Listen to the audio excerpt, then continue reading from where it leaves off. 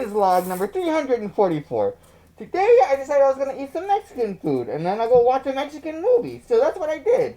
Lost in space, an alien race, trapped in orbit with no escape, watching films from Earth's display, passing time from day to day. Stuck in orbit, what can I do? A movie marathon will have to do. From drama to horror and comedy too, an alien cinema will break through.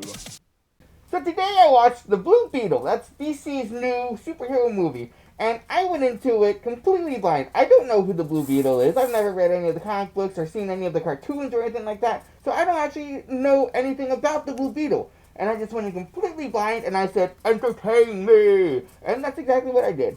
And that's kind of what it did. It was a very entertaining movie. I'm not gonna lie, it was pretty good. There's nothing really bad about this movie. Well, that's a lie. There's always something bad about every movie. Nothing's perfect. So let's talk about it. So, right off the bat, I will say, this is a perfectly serviceable superhero movie. That being said, I feel like in this day and age, a perfectly serviceable superhero movie is not good enough. If this movie came out like 20 years ago, this would have been the most amazing superhero movie of all time. But this didn't come out 20 years ago. This came out today. And the problem is today we have all of these dozens and dozens of superhero movies that have raised the bar every time. And because of that, you really need something crazy to kind of blow us out of the water. This is a very generic superhero story that was told here.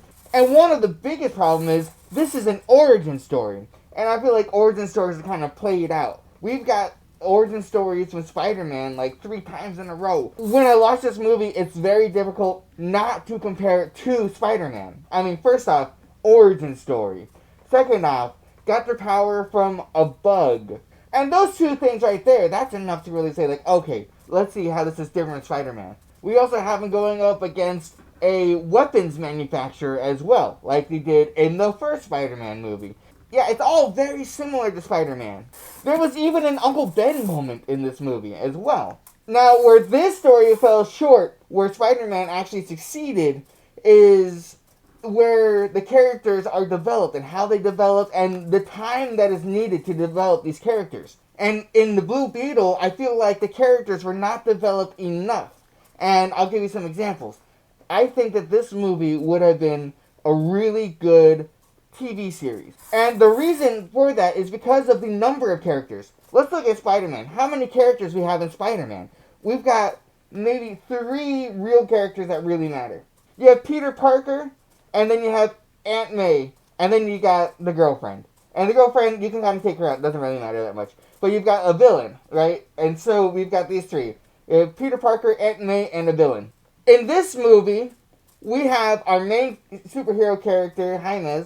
Then we have his sister. Then we have his uncle. Then we have his mother. Then we have his father. Then we have his grandmother, right? We have 6 people just in the family that we have to worry about. And then we have the villain. Then we have the villain. And then we also have the villain's henchman. And so here's the issue we have here is we don't have enough time to spend with Jaime and the Blue Beetle because the family, they all need their time to shine. And I'm not complaining at all. I love the family. Every single person in that character, there was not a wasted moment. The entire movie was filled with fun banter and great character moments for all of the people involved. I don't think there's really a dull moment in the entire movie. But the problem is that we spent so much time with this family that we didn't have enough time to spend with Jaime and the Blue Beetle. So by the end of the movie, he never really mastered the Blue Beetle. We have no idea how strong the Blue Beetle really is. And the main villain that he faces off against supposedly has the same strength as the Blue Beetle, but we don't know how strong the Blue Beetle is, so we don't know how big of a threat this other person really is. And so the stakes, we don't know what the stakes are. Are the stakes high? Are they low? I don't know. And so that's kind of my biggest complaint with this movie, is they didn't spend enough time. There wasn't enough time to develop these characters. Also, the villain, we have the villain and the henchman. The main villain It's just this generic capitalist rich person who's just like money, money, money. Nom, nom, nom, nom. Like she just wants to make lots and lots of money, and that's all she really wants. But she's a weapons manufacturer. I'm like, that's kind of confusing. Like, and so she's kind of, you can compare her to like Tony Stark. She's like an evil Tony Stark, right? And this company that she has is just like Stark Industries. Yeah, it's basically the same thing. But the problem is that her big super weapon is basically RoboCop. The thing is, I can't talk about this movie without talking about a dozen other movies. It really takes things from like all of these movies. But here's the problem with RoboCop. How do you make money with RoboCop? Like, who's gonna buy this thing? Really? Like, okay, so governments, police, military, they'll buy it. But really, like, there's not a lot of money in it. So, like, these people should be developing it, right? So, like, the military should be developing this. You see her talking to, like, some military people as, like, customers. But these people didn't contract this out to her. She's developing it on her own. And then going to sell it to military people, whatever. But the thing is, these are, like, a one-man army type of situation that she's developing.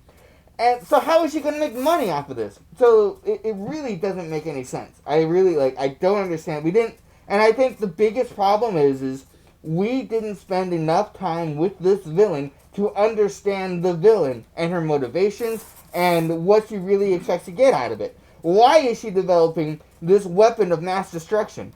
As far as we know, it's because of money. But really, like, how do you make money off of a weapon of mass destruction? That doesn't make any sense. It wasn't a bunch of rich billionaires who decided to get together and create the nuclear bomb. No, it was the government who created the nuclear bomb, right? The people who tend to create these types of weapons are not money-hungry capitalist billionaires, right? It's the people who don't actually care about money, which is like the government. The villain just doesn't make any sense. Now, I would really like to see kind of the reaction and also like a review of a Mexican American, because I feel like they will get something completely different out of this movie than I did. There's a lot of focus on kind of the Mexican American culture and the lifestyle of a Mexican American and kind of just like immigrants in general, especially those who have questionable legal status in America, and kind of the way they live, the kind of jobs that they can work, and the kind of lifestyle that they have. And so a lot of the drama in this movie are things that I personally cannot relate to because of my own personal situation. But I feel like those that are kind of immigrated from Mexico specifically, or descended from those, will have a greater appreciation for this movie. And I would like to see, like, you know, what do you really think about this movie? Because I feel like it's completely different than what I thought. Maybe you think this is the greatest movie of all time. For me, I thought, like, oh, well, maybe, like, the drama is a little unnecessary, whatever. But it's only because I don't have that kind of experience. And so I think somebody who does have that kind of experience will see this movie in a completely different light. So, in the end, what do I think about this movie? I think it's a very generic superhero origin story. That being said, I did find it entertaining. I did enjoy myself. I just wish that they spent a little bit more time to, like, flesh out these characters a little bit more. Because I feel like even by the very end of the movie, I still don't really understand, like, what is the Blue Beetle? What's the Blue Beetle's purpose? You know, why is it here? And, you know, and how can it be used in, like, a superhero way? But yeah, overall, I give it, like, a 7 out of 10. It's highly entertaining. I recommend it. It's not the worst superhero movie of all time. It's not the worst superhero movie of the year. And it's perfectly fine. It's, like, way better than The Flash. That being said, though, I was very confused in this movie, and I think it's because of The Flash. The Flash opened up a whole can of worms. Because The Flash opened up this multiverse concept.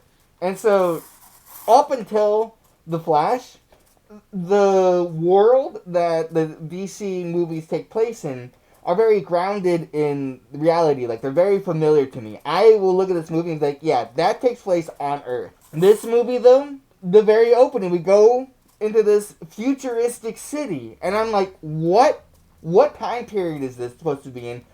Where on Earth is this? It's not really said where on Earth. It's a fictional city. And so we don't really know where on Earth this fictional city is. It's somewhere in America. That's all we know. And, like, what universe does it take place in? Like, we know Batman exists in this universe, but which Batman? We now have 4, maybe 5 different Batmans that this could potentially be, like, the universe that this could take place in. Yeah, and so, like, so for the movie, the whole movie, I was kind of confused as to, like, what universe is this in? It's not the universe that I'm in. It's not the universe that I'm familiar with all the other DC movies. So The Flash, I feel like The Flash has kind of ruined DC. Now it's placed the burden on all the future movies to establish what universe you're in. Otherwise, the audience is just completely confused. Yeah, so we'll see what happens later on in the DC universe, and I'll keep you updated on what I think about the DC universe in the future. And with that, I'll have to say, Captain's Log out.